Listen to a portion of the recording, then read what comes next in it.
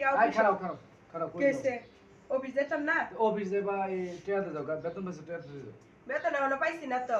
বেতন পাইছো না আমি জানি আমি তো জানি না টিয়াতে যাও কে আমি আমার এখনো বেতন দিছে না তো অফিসতে তুমি টিহা না দে আজকে ঘরতে এক পাওয়া যাইতো না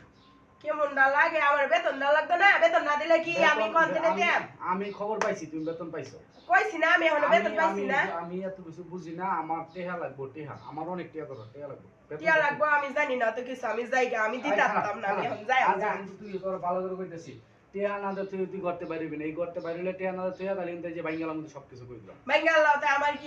কি বাইরে একটা রে আমার টিয়া দিব আমি এত কিছু জানি না আমি অত কিছু জানি আমি টিয়া দিতাম না আমি জায়গা আচ্ছা যাই হোক শুনেন